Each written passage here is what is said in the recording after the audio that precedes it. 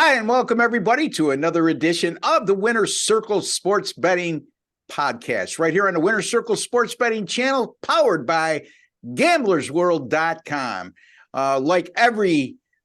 Just about every day here on the podcast, I'm joined by two of these fine gentlemen, Mr. Sean Higgs of WinningFreePicks.com, and also Mr. Jesse Shule, Cool Jesse Shule from JesseShule.com. Gentlemen, starting with you, Sean, how are you? Pretty good. No complaints. And good day yesterday. Nice 3-0. I'll take it. I needed it. So a couple of good winning days in a row. Yeah. Nice July, making up for a bad last 2 weeks of June. So I'm excited. Baseball's here. I got NFL Hall of Fame game coming up in a month. I mean, days are moving. Next thing you know, we're excited about football coming. Next thing you know, it's going to be like Christmas, and it's going to be like, wow, where'd the season go? It's February. It goes fast, Ross.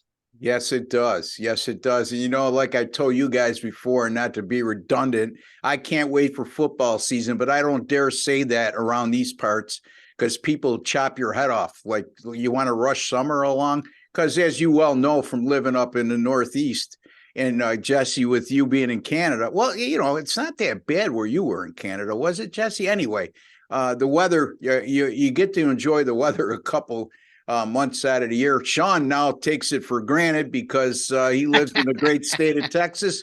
And Jesse, he just deals with monsoons in Thailand once in a while, but he's quite happy there. And speaking of Mr. Happy Cool Shule, how are you, my friend? Well, I wasn't quite as profitable as Sean Higgs yesterday, but I rarely am. I'm a little bit more conservative, but I had one play and it won. Now riding an 8-0 MLB streak, so I'm happy about that. We're going to try and get back on track with the CFL tonight.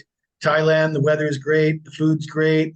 Cost of living is pretty good. So, what more can I say? How long you been there, Jesse? Now, you've been there quite a while, right?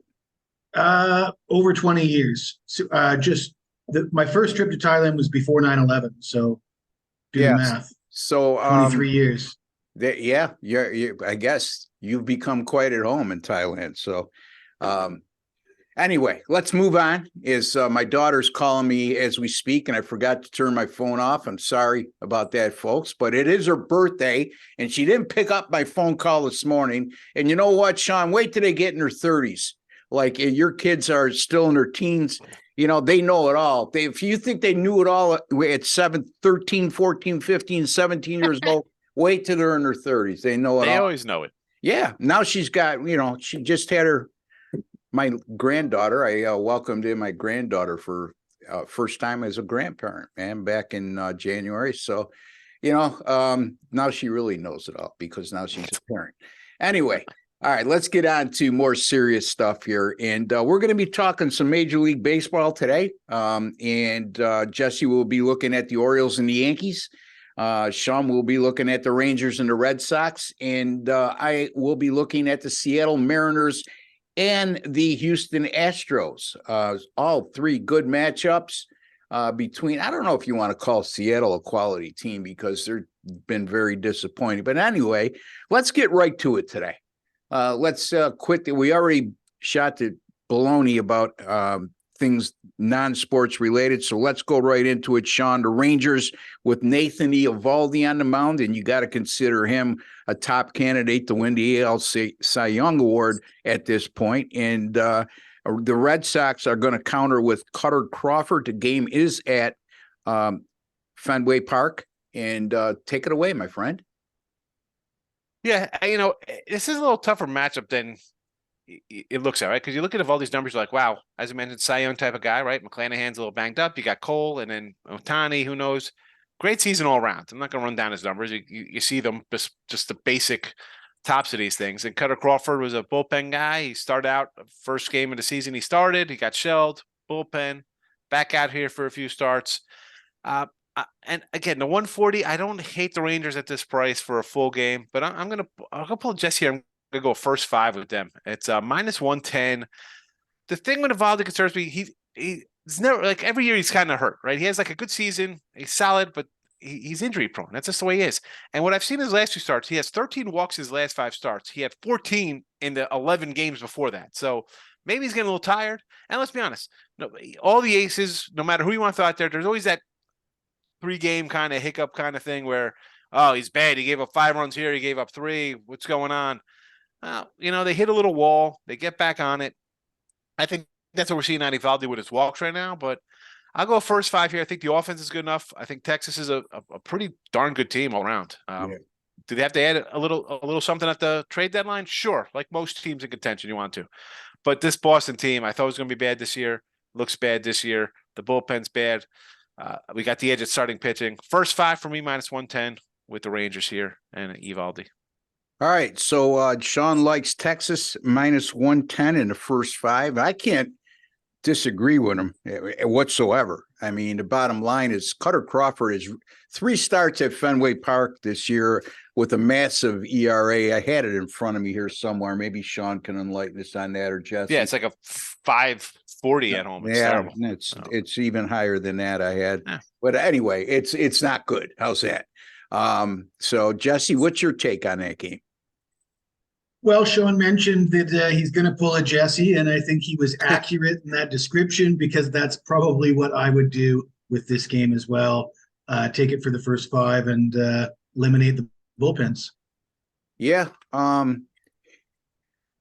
Again, Boston has really struggled to score of late. They're averaging a little over 3 runs per game over their last 7. And as we well know, especially with a guy like Cutter Crawford on the mound, I wouldn't be. I honestly, I know the bullpens we need to eliminate, like you said, because neither one has been sharp over the last week or so. But I wouldn't hesitate to lay to 134 with Texas as well. So in any event, let's get to our next game, and it's Jesse's game, and that's the Baltimore Orioles at the New York Yankees. It'll be Kyle Bradish for the Baltimore Orioles and Luis Severino for the New York Yankees. And I can't figure Severino out, Jesse. He pitches a gem, and then he goes 2-3 starts where he gets really hit hard. And it doesn't matter what I think. What do you think? Well, I'm going to tell you exactly what I think and exactly how I came to my conclusion. My first glance at this game, I was thinking probably going to go over. All 3 games in this series so far have gone over 8.5. Sevy got roughed up in his last start, 9 runs on 9 hits against the Cardinals. He hasn't really looked good all year. In his last 5 starts, 1 and 2 with a 6.93 ERA. So he's been pretty consistently bad. I know he's of those last 5 starts, 1 of them was good, but 4 of them were pretty bad. And then Bradish, he had a great rookie season but a solid rookie season. I was expecting him to take a step forward this year, but you look at it, you glance at his numbers, just first glance, 4-4, 3.58 ERA. Yeah, kind of mediocre to me, those numbers. They don't scream ace or anything like that. But when I really dug into Bradish's numbers, he's had 15 starts. He's allowed 3 runs or less in 13 of those 15 starts. So absolutely consistent, right? 3 runs or less in 13 of 15 games. That's giving your team a chance to win. The Orioles are 9-6 in those games. They probably could have been better than that. And then you look at Severino, his big body of work, and he's allowed 4 runs or more in 5 of his last 6 starts. So you got Severino averaging 4 or more runs. You got Bradish allowing 3 or fewer runs. It's close to a pick 'em. I think short favorite for the Orioles. I'm going to go with Baltimore in this one, Ross. Yep, Baltimore -130, I believe they are. Let me double check here before I say that with the confidence that it's accurate. I got New York -118, so Baltimore would be plus 102, I believe. So whatever, you like Baltimore as an underdog, and I can't disagree with you, because the consistency thing is the big deal with me. Severino's been inconsistent. Bradish has been consistent, and Sean, it tells me something when the Yankees are a short favorite and Severino in 3 starts at home, a 2.55 ERA, a 1.08 WHIP. Yet they're just minus 118 on the money line here at home. Your take? Yeah, well, I mean, he's had Jesse's what up Bradish's numbers, like the Sevy numbers are just total opposite. I mean, he's given up 3 or more in all the starts but 3. I mean, he came back from the injured list, looked good in 4 innings, 6 innings. Cincinnati and San Diego. He had a decent start versus Texas. I mean, that's how did he pull out a 6 scoreless against Texas here when the games before they gave up 7-4, 5-3, and then 7 last game to over for sure. The Bradish, 3 or less. I mean, he should be a better record, but 5-inning guy. Listen, you got to like the Orioles here, but give me the over. I'll lean over before a side there because the Yanks. I can't listen as a Yankee guy. Whatever, I can't do it. Just they're too hard to figure out. And Sevy, I thought the Sevy contract they pay him what $10 million. I'm like, this is a good contract for the guy. He can't stay healthy. Yeah. Sometimes he looks great. Other times he looks terrible. This year he looks bad, flat out bad. Yeah. Over 9, right? Just said last 2 games and over. Why not here? Bullpen looked bad last night for the Yanks. That kid Vasquez pitched 5 scoreless. Yeah. Yeah. So you like the over 9. Jesse, to be correct with the listeners, you're taking Baltimore, and they are right now as we speak. So I don't want to misinform anybody. They're minus 102. So instead of plus 102 that I said. So there you go. I can't disagree. Again, the consistency factor comes in here. Yes, the Yankees have produced offensively, but I think that's a mirage. Over the last 8 days or so, they've produced. They only had 3 runs yesterday, but prior to that, they had been averaging over 6 runs per game in the previous 7. But again, do we really think that the Yankees are that good of an offensive team? Yeah, they had a good streak. Once in a while, they'll string together a couple home runs. But again, there's too many holes in this Yankees lineup as comparatively to what they've had in recent years for me to take them as a real serious contender. Any thoughts on that, guys? And then we'll move on. Yeah, I'm gonna say they need to trade. They got to get guys who can get on base. Enough of the guys who had 222 with like 23 homers. We don't need that. You need a guy who could hit 300, get on base. Get guys who get on base, make contact. Yeah. And everybody needs a pitcher. Everybody needs starting pitcher. Yeah, their bullpen has been great all year for the most part. So anyway, I'm assigned a Seattle and Houston game, and this created a huge nightmare for me this morning because I like to work ahead the night before, so I'm prepared to do the videos and make any tweaks I need to in the morning to what my analysis is going to be. And last night when I looked at the game, the matchup was George Kirby for the Seattle Mariners and Framber Valdez for Houston. And it's like we talked off air and Jesse alluded to. Don't you think that's a real cheap price at 140 with Valdez on the mound? And since then, they've scratched them and they got undecided, and it still says minus 140. It's a couple of the books. So very confusing information there. But anyway, I still broke this down for you. I mean, Fox Sheets, for what it's worth, has Spencer Watkins starting for the Houston the Houston Astros, right? And that's not confirmed. But if he indeed is a starter, it puts a whole new light on things because this guy, I mean, he had over a 7 ERA in 8 starts and 2 relief appearances in AAA this year. He spent the last 2 years with Baltimore. His numbers at Baltimore were very unimpressive. But again, this is just what Fox Sheets has listed, and it's not confirmed.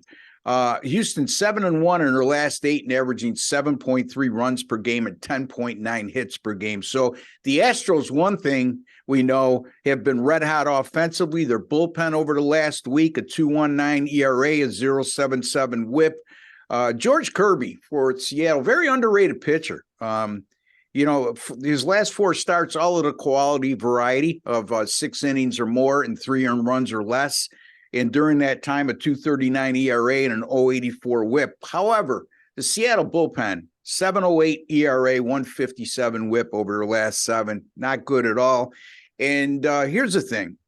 All right, so Framber Valdez magically gets penciled in to start later today. I certainly would love Houston, but I think we're going to be laying a lot of money with Valdez on the mound, so I would take that to the run line. If Valdez doesn't start and it's Spencer Watkins, then I would steer away from Houston, and you should not be laying 140 with Spencer Watkins on the mound. My feeling is they're probably going to do this bullpen by committee, and Houston's bullpen's been very good. But the safest bet for me is I think Houston, the way they're scoring right now, if they're either 4 or 4.5 as their team total, I would go over that number just based on how much they've been producing offensively in recent games. And George Kirby's real good. George Kirby has been hot, the pitcher for Seattle. He also has had 2 decent outings against Houston last year. However, at some point, the bullpen's going to take over, and it wouldn't take much. If you get a couple runs off of Kirby, and it wouldn't take much to get you over that total of 4 and 4.5 for Houston. Sean, your take. Yeah, pitching matchup there, I would lean, again, if Framber run line, that's where I'd look. If it's anybody else, I'd probably look at a game over, believe it or not, at 7.5, not just a team total. I look at a game over there because I think Seattle, as much as they struggled and underachieve, I think if we're going to throw out a spot start kind of guy who's a AAA filler, generates some runs. A huge series for Seattle. You pushed back Kirby basically to throw Tommy Malone last night or whatever against the Giants in a game, final game in the series. So big series for Seattle if they're going to make any noise here. So I'm expecting them to score some runs. So I'll go over to 7.5. Okay, can't disagree with that either. Jesse, your take? Let me ask you this, Ross. If Spencer Watkins is confirmed, would you like Seattle first 5 run line play for the game? If Spencer Watkins is confirmed Seattle run line, I would have to contemplate that. Yes, just based on how George Kirby has been pitching of late, Jesse. Yes, I would contemplate. So that. I think we would get Seattle plus a half, right? At close to at a short price. Seattle plus a half at a short price. I think that's a safe assumption. Yeah, for the first 5 innings. So that's where I'd like to go with it if Spencer Watkins is confirmed. Yeah, again, a lot up in the air in that game. Whatever you do with that game, and I don't mean to come across with a lack of confidence, but there's a lot of uncertainty here. So whatever you do in this game, I would err on the side of being conservative. Jesse and Sean's 2 plays, we have pretty much everything that's set up with the 2 starting pitchers in a more accurate gauge. So again, Sean, tell the folks who your free pick is on today again, and also what you got coming up over at winningfreepicks.com. All right, well, today we're going to be looking at the Rangers first 5 minus the 110 with Eovaldi and Cutter Crawford going. And on our Winning Free Pick page, you find Midday Money, my show, 7 days a week, 12 noon Eastern. I also do look ahead lines at night. So when you see it on YouTube, you got to, put the notification bell on. Look ahead lines, times vary. So there's that. And plenty of free picks in that video. It's an audience show. It's like a call-in talk radio back in the day kind of thing. And a lot of NFL, right? For me, I'm not into MLS soccer to get to 90,000 fans. I know it's people like to go there, Jesse, but I'm a strictly MLB guy. Getting ready for some NFL football. Twitter, Mr. Sean Higgs, come give me a follow. Yeah, there you go, Sean Higgs, and I'll tell you, he does a great job with both of his podcasts, folks. I don't know how soon, but very soon, when we get some technical issues straightened out, Sean will be posting those podcasts, and they're live or on archive at gamblersworld.com. And you'll be able to catch that right there as well. Jesse also list or post or uploads his videos on a daily basis over at gamblersworld.com. And Mr. Shule, one of the finest handicappers in the country, just like Mr. Higgs. You tell the folks what you got coming up, Jesse. All right. Well, my play on this show was on the Orioles.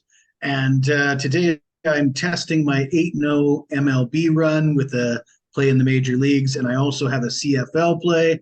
I mentioned in yesterday's show that I was 0-3 over the last 7 days with CFL. But I looked at the last 700 days, and my record is good enough to keep me at the top of the leaderboards, or pretty darn close. So, that's probably more significant than the last 7 days. Let's hope so. And follow me on Twitter at Jesse Schewel. Check out my YouTube videos on my YouTube channel, and you can also see those at Gamblers World. And come see me at jesseschewel.com. You'll be glad that you did. There you go. Mr. Jesse Schewel at jesseschewel.com. Mr. Sean Higgs, winningfreepicks.com. Yours truly, Ross Benjamin at rbwins.com. I took a pass yesterday, did not like anything on the board. 5-2 run, mini run in Major League Baseball. And that's news to me because I was in a bad slump for about 2 weeks and turning things back around and headed in the right direction. And I look for a strong finish to Major League Baseball. And folks, you should jump in before I go on those torrid hot streaks that I'm notorious for doing now. So that's rbwins.com. That's winningfreepicks.com for Sean, and jesseschewel.com for Jesse. Folks, if you have not subscribed to our YouTube channel, which is the Winner's Circle betting channel, please take a second to do so. It costs you absolutely nothing. There's no strings attached. There's no hidden agenda. And you're privy to some of the best sports betting information on a daily basis from some of the best sports handicappers in the world today. And Jesse, there's a like button on the bottom of the video there. And it's a small token of appreciation if they do what? And show us what? By doing what, Jesse? Okay, we did not hear that at all. So I'm going to... Push that like button. Yeah, all right. I'll give you one more try. That was faded as well. No yelling. Just tell them what to do. Smash that like button. Very good. So until the next time, we'll be back tomorrow. Mr. Schewel, Mr. Higgs, and Mr. Benjamin. All three of us will be back tomorrow discussing more Major League Baseball for action on Friday, July 7th. Until then, take care and God bless, folks.